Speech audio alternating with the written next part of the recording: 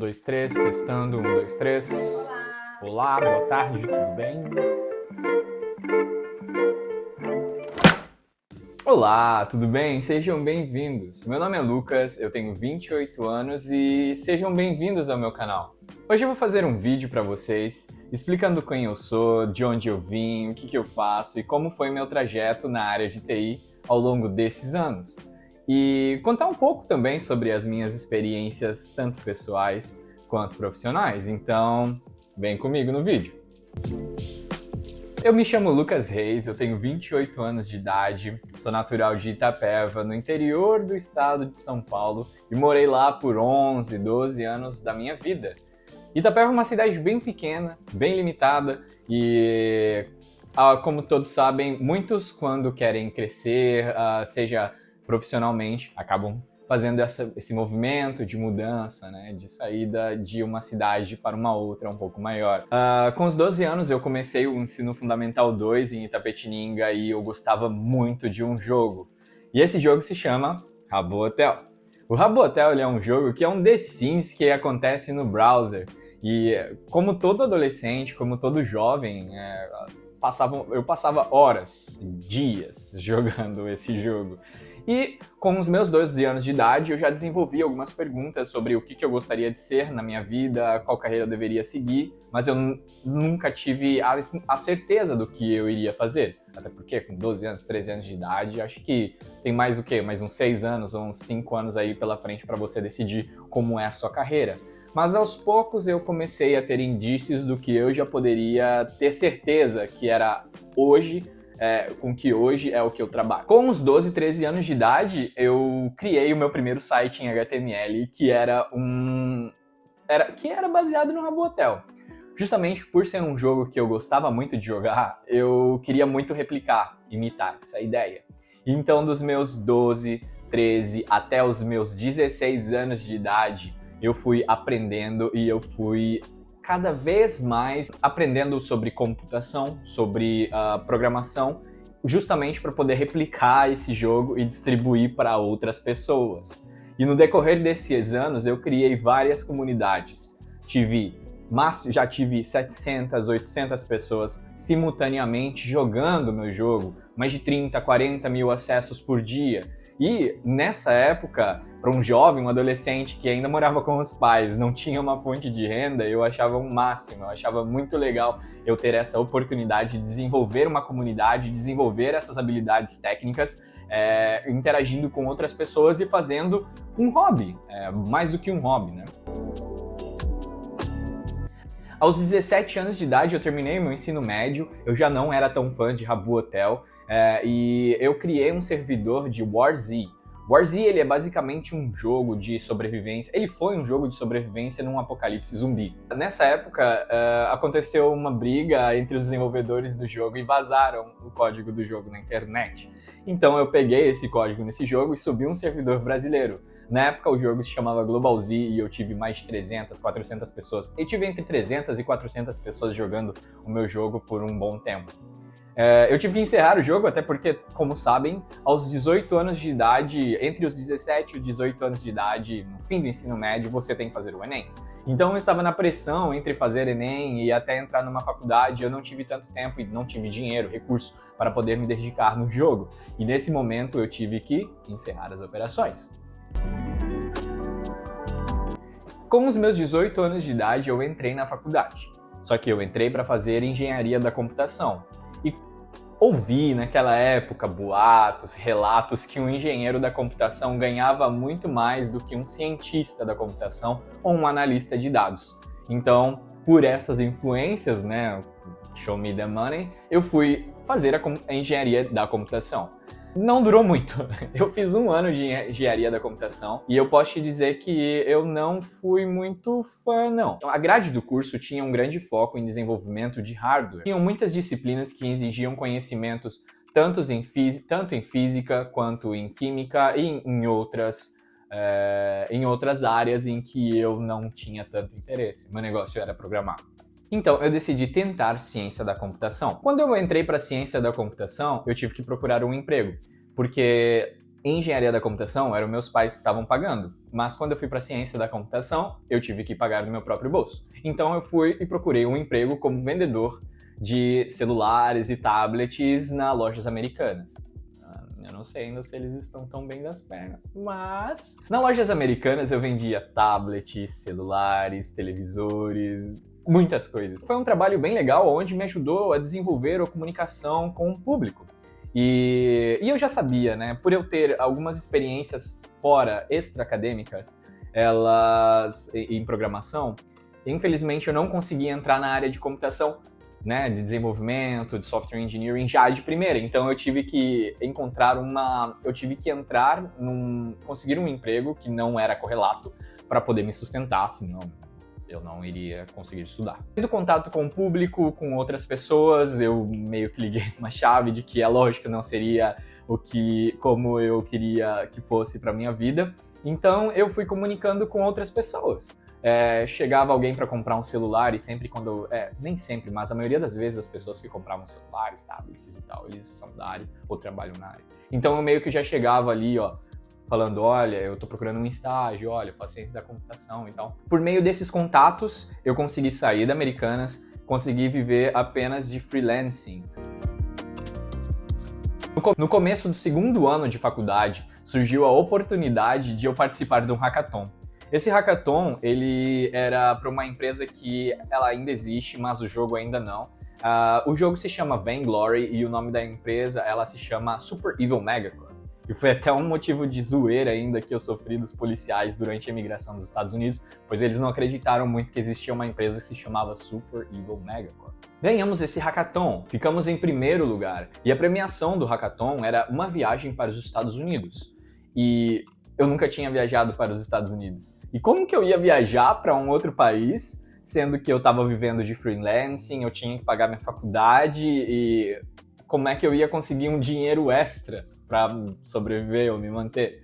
Então, eu decidi criar um servidor de Unturned. E por 2 anos eu mantive esse servidor de Unturned, vendendo kits, vendendo alguns pacotes para os jogadores. Então, como eu já tinha uma expertise em criar servidores privados e gerenciar comunidades, eu criei esse projeto justamente para poder arrecadar um dinheiro para me ajudar no meu freelancing, na minha faculdade e também, posteriormente, para a viagem aos Estados Unidos. Nos Estados Unidos, eu fiquei 2 meses. E nesses 2 meses foi uma experiência muito enriquecedora para mim, pois eu aprendi grandes valores como trabalhar em equipe e também viver num país onde o meu idioma não era o idioma principal. Quando eu voltei dos Estados Unidos, eu vivia apenas do meu jogo privado, do meu projeto que eu fiz de hackathon para os Estados Unidos, e era isso, e dos meus freelancings.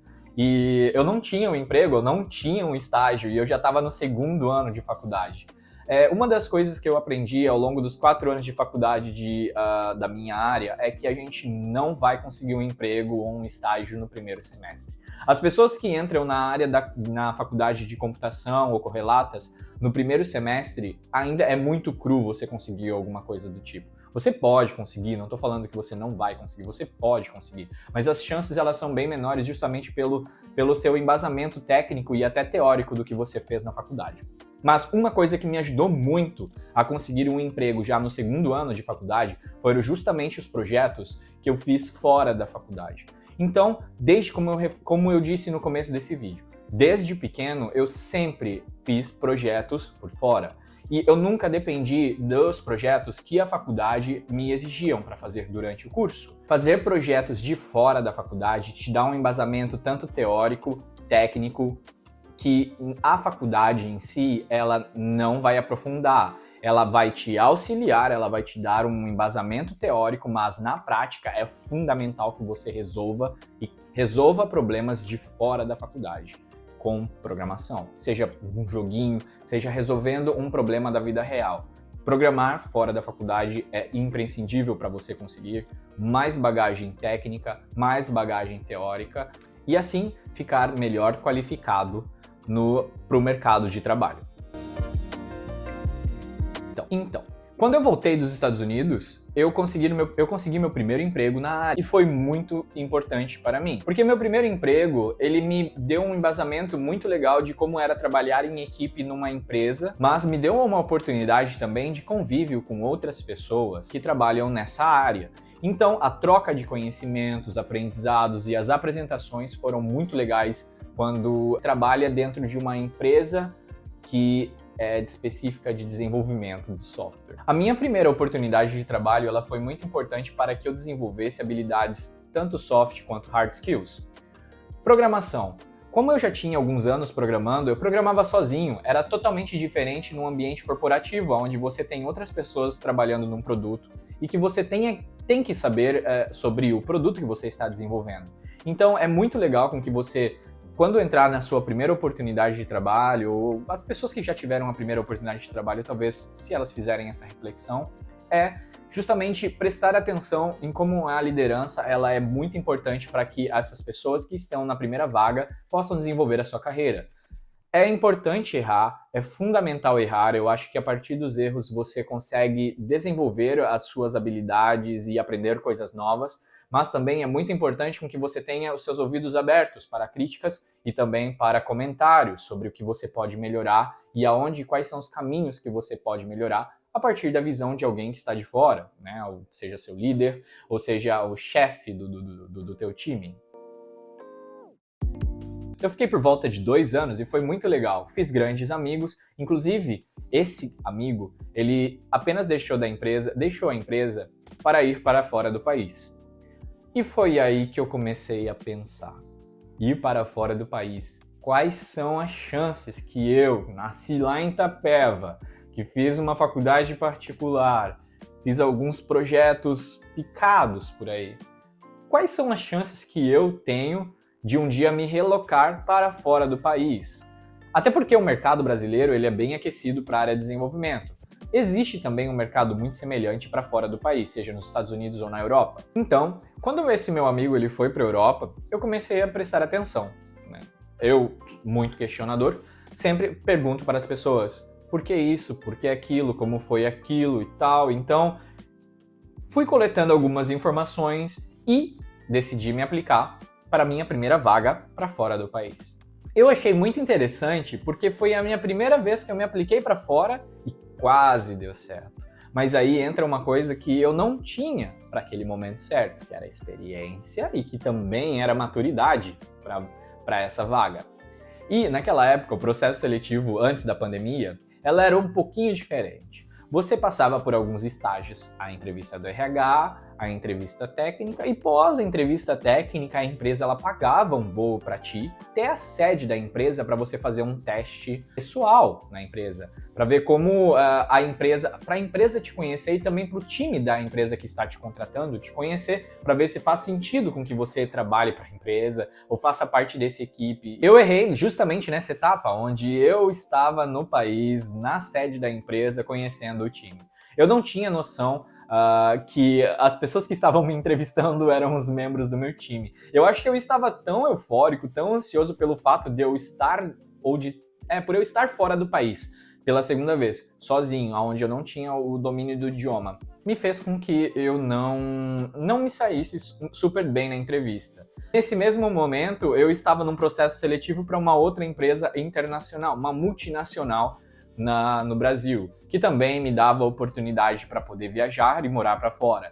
Então, eu decidi não me aplicar mais para vagas para fora do país, pois esse processo me gerou um pequeno trauma e também me colocou numa posição de uma síndrome de impostor em que eu não me achava tecnicamente qualificado para desempenhar a tal função na empresa ou em qualquer empresa que fosse para fora do país. Nessa multinacional eu aprendi grandes valores e um dos maiores valores foi utilizar o inglês como o primeiro idioma. E quando se utiliza o inglês como o primeiro idioma, muitas pessoas elas pensam que é o inglês que você pratica às vezes numa escola, numa faculdade, conversando, mas o inglês conversado no dia a dia é totalmente diferente do que as escolas, até onde eu sei, te ensinam. Foi muito importante para que eu pudesse desenvolver a minha independência como ser humano e também a minha experiência profissional. Nada mais legal do que você ir para fora do país e você arriscar, arranhar seu inglês, ir numa padaria, pedir alguma coisa e, sabe, treinar o seu inglês com pessoas que são inglês nativas. Quando eu tive essa primeira experiência trabalhando fora, eu pensei, eu quero isso para minha vida. E um mês depois, aconteceu a pandemia. Quando a pandemia chegou, eu pensei, para onde eu vou? O que eu faço?